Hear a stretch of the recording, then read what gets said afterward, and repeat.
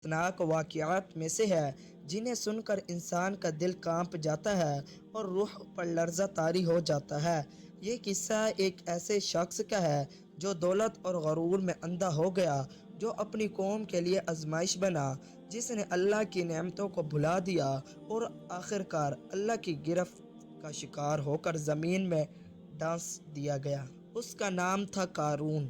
قارون حضرت موسیٰ علیہ السلام کی قوم بنی اسرائیل میں پیدا ہوا۔ وہ حضرت موسیٰ علیہ السلام کا قریبی رشتہ دار تھا۔ بعض روایات میں ہے کہ وہ حضرت موسیٰ علیہ السلام کا چچا زاد بھائی تھا۔ ابتدا میں وہ ایک عام شخص تھا، مگر اللہ نے اس سے علم بھی دیا اور دنیاوی مال و دولت بھی۔ لیکن وقت گزرتا گیا اور قارون کے دل میں مال کی محبت نے جگہ بنا لی۔ لت کے انبار جمع کرتا گیا، اللہ کی شکر گزاری چھوڑ دی اور تکبر و غرور میں ڈوب گیا۔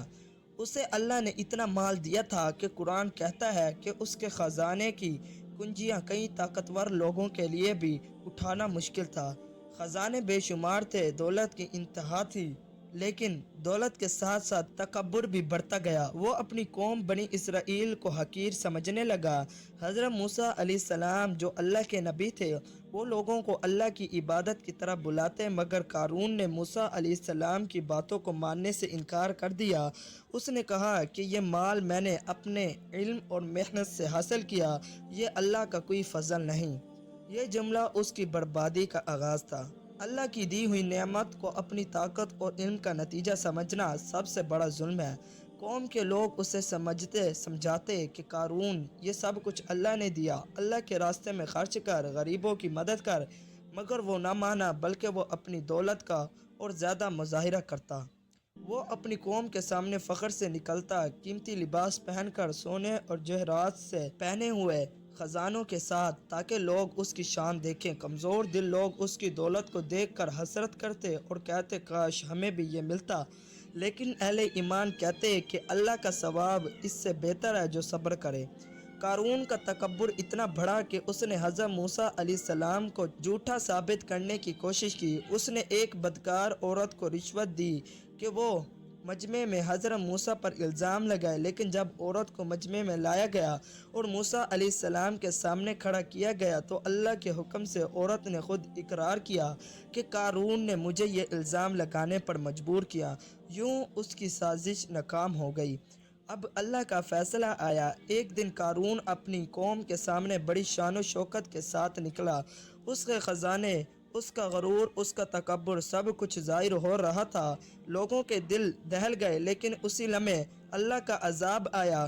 قرآن میں ہے کہ ہم نے اسے اور اس کے گھر کو زمین میں ڈانس دیا، پھر اس کے لیے کوئی جماعت نہ تھی جو اس کی مدد کرتی، اور نہ وہ خود اپنے جان بچا سکا۔ زمین پھٹ گئی، قارون اپنے محلات اور خزانے سمیت زمین میں ڈس گیا۔ اس کا انجام دنیا کے لیے عبرت بن گیا۔ قارون نے نہ کوئی بادشاہت قائم کی، نہ کوئی نیک حکومت، بلکہ اس کا سارا کمال دولت کا انبار تھا۔ وہ حضرت موسیٰ علیہ السلام کے زمانے میں تھا اور اس کی قوم بنی اسرائیل تھی۔ اللہ نے اسے دولت کے ساتھ آزمایا، لیکن وہ ناکام ہوا۔ اس کی ہلاکت مصر کی سرزمین پر ہوئی، جہاں حضرت موسیٰ علیہ السلام اور بنی اسرائیل بھی تھے۔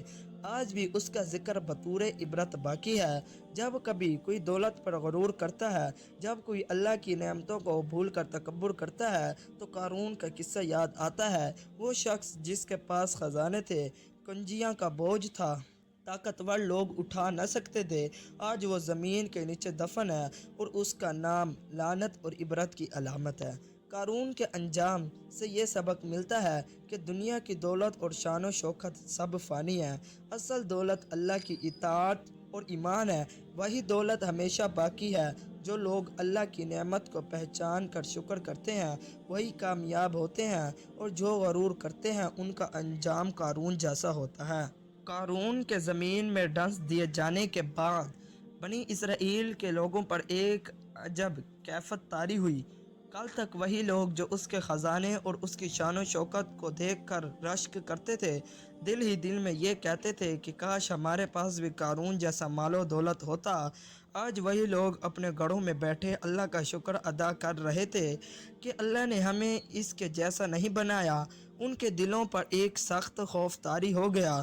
وہ ایک دوسرے سے کہنے لگے کہ واقعی دنیا کی مال و دولت کسی کو بھی ہلاکت سے نہیں بچا سکتی۔ کل تک جو قارون فخر و غرور سے سر اٹھا کر چلتا تھا، آج زمین کے نیچے دفن ہے۔ نہ اس کا مال بچ سکا اور نہ اس کے خزانے۔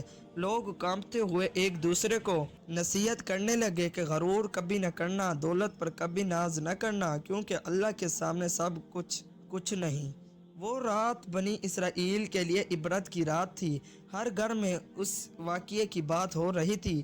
بچے اپنے والدین سے پوچھ رہے تھے کہ وہ خزانے کہاں گئے، وہ محل کہاں گئے۔ والدین اپنے بچے کو سمجھا رہے تھے کہ بیٹا یہ سب دنیا کی چیزیں ہیں، اللہ کے لیے پل بھر کی حیثیت رکھتی ہے، جب وہ چاہے تو انہیں ختم کر دے اور جب چاہے تو عطا کر دے۔ لوگ اپنی آنکھوں کے سامنے کے منظر کو یاد کر کے کانپ اٹھتے تھے کہ کیسے زمین نے ایک ہی لمحے میں قارون کو نگل لیا۔ یہاں تک کہ کچھ نیک بندے سجدے میں گر گئے اور اللہ سے دعا کرنے لگے